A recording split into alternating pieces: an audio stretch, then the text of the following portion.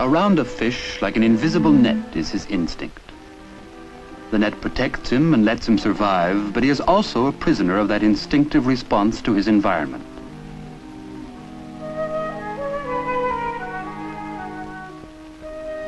The eastern brook trout is much smaller than he used to be.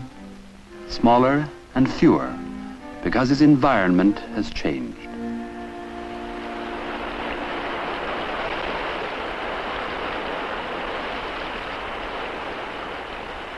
Next to fast-moving, well-aerated water, perhaps nothing is so important to the trout as a tree.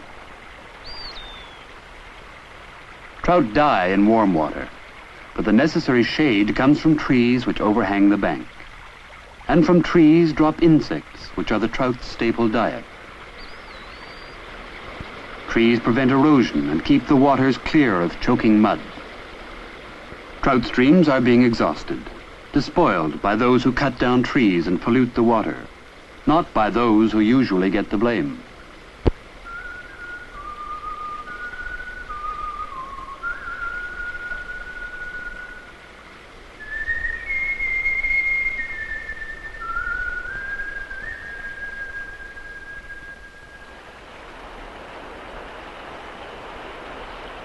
In autumn, when the trees are bare and the insects gone, the trout has no more need for food than he has for shade, because cold water starts new instincts in him. He heads upstream until his way is blocked.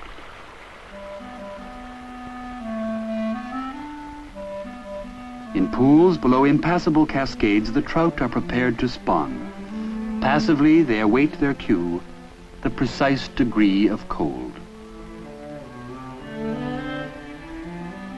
The gravel nest is hollowed out by the female's sweeping tail as preliminary spasms shake her body, and the males are simultaneously attracted by her movement. She will lower her belly into the depression she is making when her eggs are ready to be deposited. Her tremors then will cause the male to produce his milk.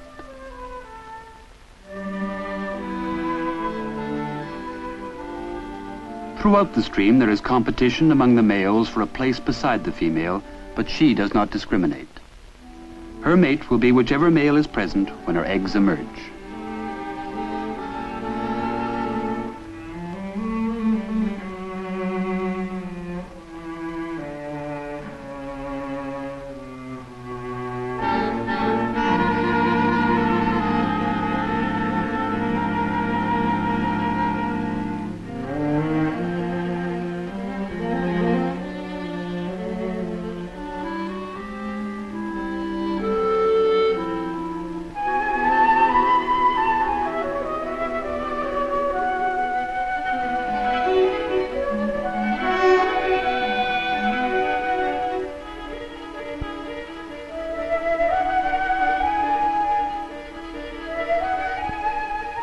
As the eggs are fertilized, they become transparent, and life begins to grow in them.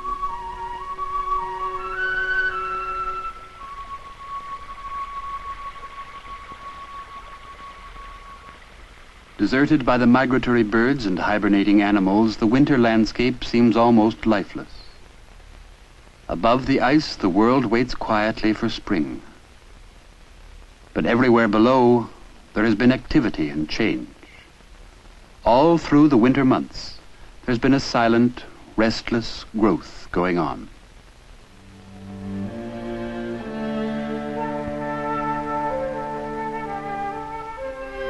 Instinctively, they try to swim before they leave their eggs. By wriggling muscles in a swimming movement, eventually they burst from their confinement. Their instinct to swim is so basic to their existence, there is muscular movement even before the heart begins to beat.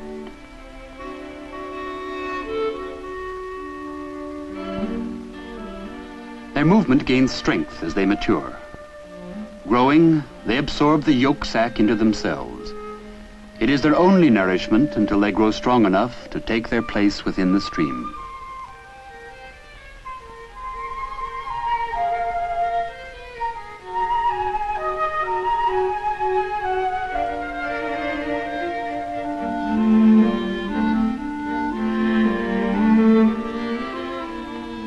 Trout react to movement.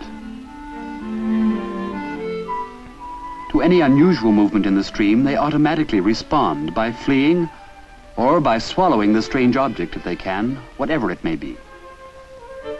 Young fry, sick or deformed, are destroyed simply because their movement is unnatural. But normally the fry are safe from larger trout unless they challenge his position. The largest fish takes the choicest spot and will maintain it as his right.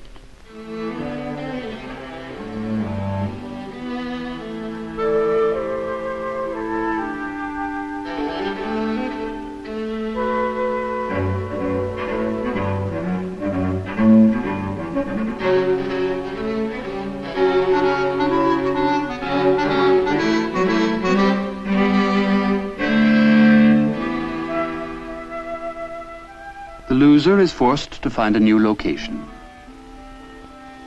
The bottom of the stream influences his choice of feeding place, as well as the nature of the banks above. A rocky bottom shelters less insect life than gravel does. Sand provides almost none. Depth of water and width of stream determine the effort he must exert to hold his place against the current. But there are spots where all the factors are just right.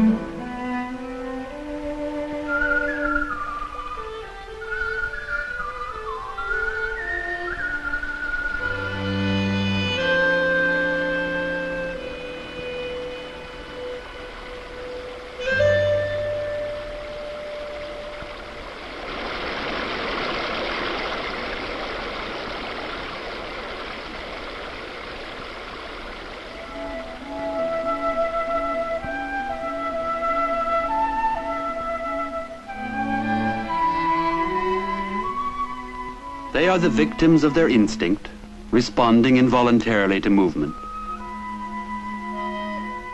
But it is by instinct they feed and mate and move freely through their environment. And instinct will preserve them if their environment is preserved.